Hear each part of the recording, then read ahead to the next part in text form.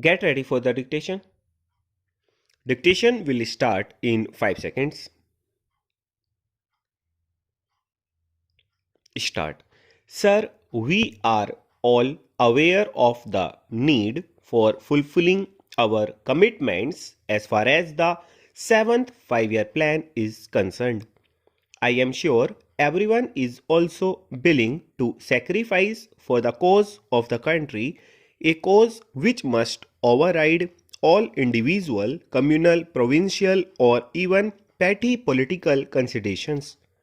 Money has to be found and found primarily within our own borders, for in the long run, a nation has to stand on its own strength.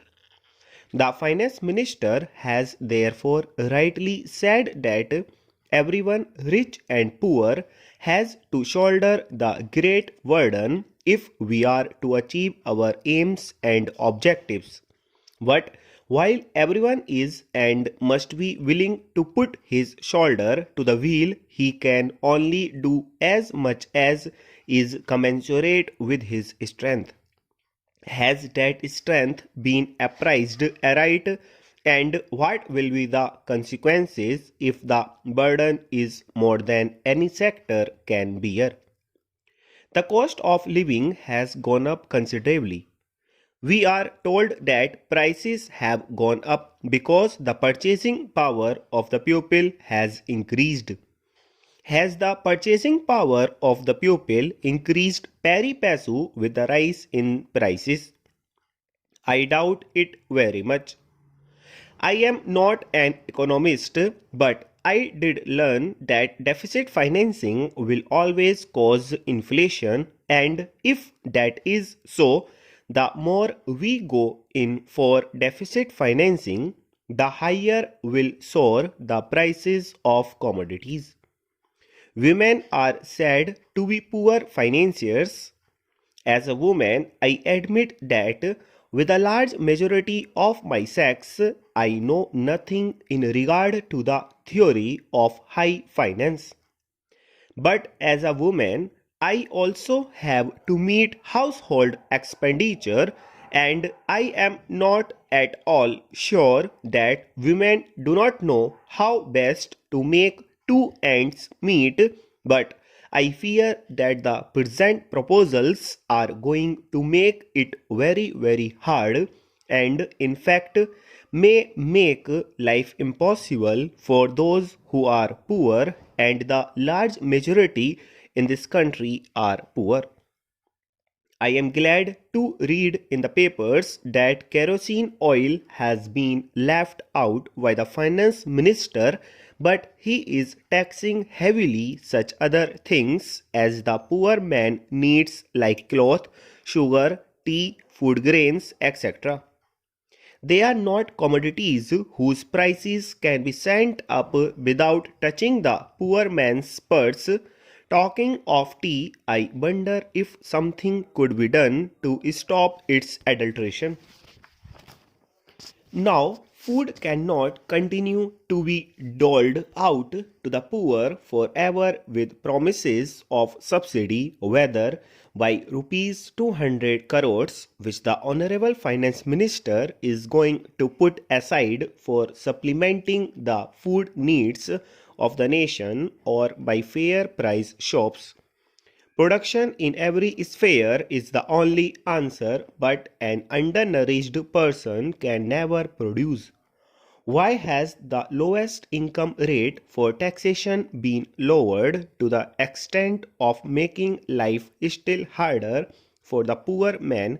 I think everybody who has anything to do with expenditure today realizes that rupees 1000 per month with for a family is nothing at all. Take a man who has got to feed himself, his wife, and 3 or 4 children, and perhaps his father and mother who is dependent on him. How can he possibly pay taxation on this small income? The price of the postcard has been raised. why the rise in railway fares too is going to hit him. The poor, sir, should be made less poor. That should be the objective of every government, but I fear greatly that the present budget proposals are going almost the other way in many directions on the assumption of the fulfillment of a plan which might itself needed indeed break on the rock of finance. Sir, I have said I do not believe in destructive criticism, or at any rate, I said I would offer some constructive criticism. Now, there is no one who sympathizes with the finance minister in his efforts to raise money but will be willing to listen to other ways and means which will not hit the poor man quite so hard. Instead of raising the postcard rate, why cannot the price of the stamped envelope be raised from 1 rupee to 2 rupees? I would not mind even if the cost of the reply postcard was raised to 1 rupee, but I object strongly to the cost of the single postcard, whether local or internal, being increased. I do not know what the yield from such a measure that is raising the cost of the envelope from 1 rupee to 2 rupees will be, but I imagine it will not be less than the tax on the postcard. I believe I am right in saying that our civil aviation rates are less than those in the world. The aeroplane up to date is the rich man's means of conveyance. Why cannot air fares be raised rather than railway fares? Sir, I may be pardoned for saying so in this house.